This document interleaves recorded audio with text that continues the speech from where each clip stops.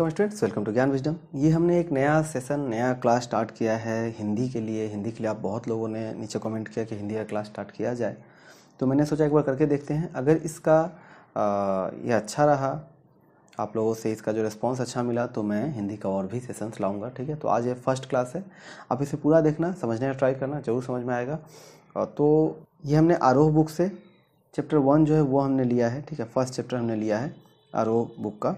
AHSCC board के अंदर में आपको जो मिलने वाला है पढ़ने के लिए, उसमें जो फर्स्ट चैप्टर है वहाँ पर 2 पोएम आपको मिलने वाला है, बट यहाँ पे हमें सिर्फ पहला दूसरा जो कविता है वो हमें देखना है। ठीक है, तो हम जान लेते हैं हरिवंश राय बच्चन के बारे में, जो इनके राइटर हैं। ये अमिताभ बच्चन के पिताजी, आपको पता होगा। जन्म इनका 1907 में हुआ था, इलाहाबाद में। बहुत सारी उन्होंने बुक और कविताएं, काव्य बुक लिखी हैं, जिसमें काव्य ग्रंथ जैसे कि मधुशाला, मधुबाला, मधुकलश, और आपको बहुत सारा चीज़ यहाँ पर दिख जाएगा पढ़ने को। ठीक है, आप पढ़ सकते हो आराम से इनके बारे में। चलिए हम स्टार्ट करते हैं।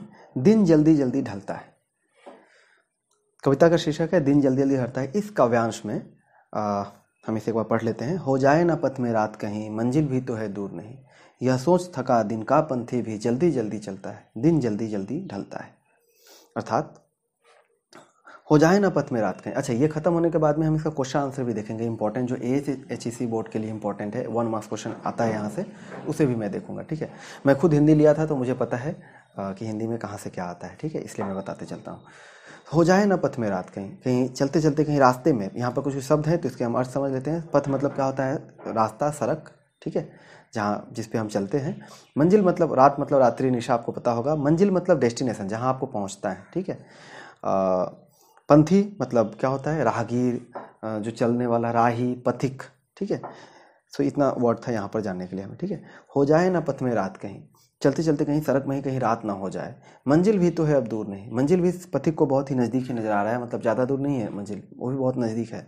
यह सोच थका दिन का पंथी भी, दिन भर जिस पंथी ने चला है, दिन भर जिस राहगीर चलता रहता है, तो वो थक चुका है। फिर भी यह सोच कर, अभी उसको जैसी ये बात सोच होती है, वो जल्दी जल्दी चलने लगता है। दिन जल्दी जल्दी ढलता है, क्योंकि दिन क्या है? जल्दी जल्दी ढल रहा है। ठीक है, अर्थात यहाँ पर हम ऐसे कह सकते हैं कि शाम होता देखकर अभी जो पथिक है उसे डर लगता है। ठीक है, और डर लगने के कारण वह और यात्री जो है और तेज़ी से चलता है कि कहीं रास्ते में ही रात ना हो जाए।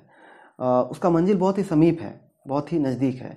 इसी कारण थकान होने के बावजूद भी, थका हुआ होने के बावजूद भी, वह अपने पाँव में, अपने पैरों में एक चंचलता लाता है और जल्दी जल्दी चलता है। लक्ष्य प्राप्ति के लिए उसे दिन बहुत ही जल्दी जल्दी ढलते हुए नजर आ रहा है। लक्ष्य मतलब मंजिल। ठीक है, उस मंजिल को प्राप्त करने में उसको ऐसा लग रहा है कि दिन बहुत जल्दी जल्दी खत्म हो जाएगा।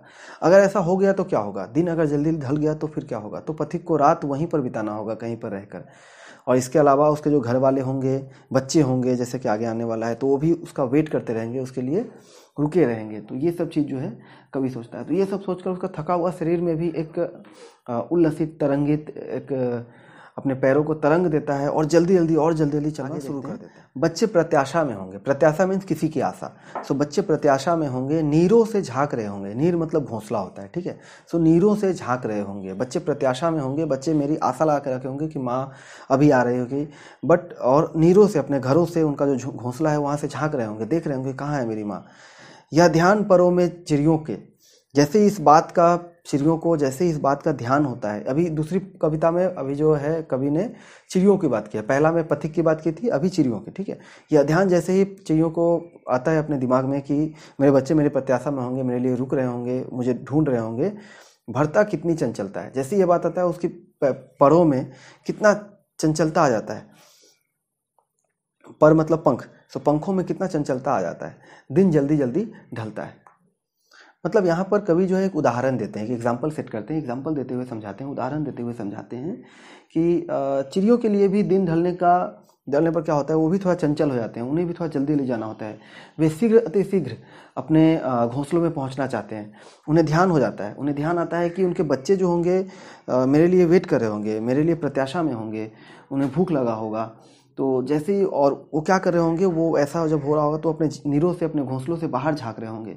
यह ध्यान आते ही पंछी के जो पंख होते हैं उसमें एक तेजी आ जाती है, और वो और जल्दी जल्दी अपने घर जाने का शुरू। मिलने को कौन विकल, मैं होऊं किसके हित चंचल, यह प्रश्न शिथिल करता पद को, भरता उर्मे विवलता है, दिन जल्दी जल्दी ढलता है। यहाँ पर कवि ने कहा है कि मुझसे मिलने को कौन विकल, मुझसे मिलने के लिए कौन चिंतित है, मुझसे मिलने के लिए कौन व्याकुल है, कौन मुझसे मिलना चाहता है।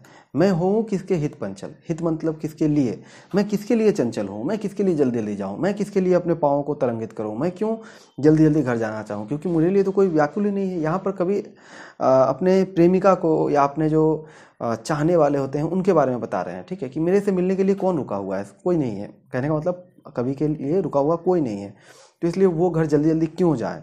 यह प्रश्न शिथिल करता पद को, पद मतलब पैर, तो यहाँ पर उनके पैर को शिथिल कर देता है, रोक देता है, ढीला कर देता है यह प्रश्न जैसे उनके दिमाग में आता है। भरता उर में विवलता है, उनके उर यानी कि हृदय में एक बेचैनी, विवलता बेचैनी का भाव एक पैदा कर देता है, दिल में एक दुख भर देता है, ठीक है, कि मेरे से मिलने के लिए कौन विकल है, मैं क्यों जाऊँ जल्दी जल्दी अपने घर। और इस तरह से दिन जल्दी जल्दी ढलता है। अर्थात यहाँ पर अगर हम देखें तो कवि कहता है कि संसार में वह बिल्कुल ही अकेला है, इस कारण उससे मिलने के लिए कोई व्याकुल भी नहीं है और कोई उसकी उत्कंठा से प्रतीक्षा नहीं करता है। वह भला किसके लिए भागकर अपने घर जाए। कवि के मन में प्रेम तरंग जगने के कोई कारण ही नहीं है। कवि के मन में यह प्रश्न आने के बाद उसके पैर जो है रुक जाते हैं, शिथिल हो जाते हैं, उसके हृदय में व्याकुलता भर जाती है कि दिन के ढलते रात हो जाएगी, रात में एक अकेलापन हो जाएगा, एक एकाकीपन हो जाएगा। उसकी प्रिया की वियोग वेदना उसे अशांत कर देती है और इससे उसका हृदय पीड़ा से बेचैन हो। तो इस तरह से हमने इस कविता को ख़त्म किया है, ठीक है, समझा है। आई होप कि आपको समझ में आया होगा। मैं कुछ क्वेश्चंस यहाँ पर ले लेता हूँ छोटा छोटा, और जिसका आंसर जो है मैं आंसर भी बता दूंगा, क्वेश्चन भी बता दूंगा, तो आप बढ़िया तरह से देख लो। हो जाए न पथ में, यहाँ पथिक किस पथ की बात कवि ने संकेत किया है, यहाँ पर किस पथ के बारे में कवि ने कहा है। तो यहाँ पर पथ का मतलब है जीवन का पथ, यानी कि जीवन का लक्ष्य, जिस पर वह पथिक जो है अकेला चल रहा है। पथिक के तेज चलने का कारण क्या है। पथिक के तेज इसलिए चलता है क्योंकि शाम होने वाली है, उसे अपनी लक्ष्य समीप नज़र आ रहा है। रात ना हो जाए इसलिए वह और जल्दी जल्दी चलता है ताकि वो अपने मंजिल पर समय से पहले पहुँच जाए।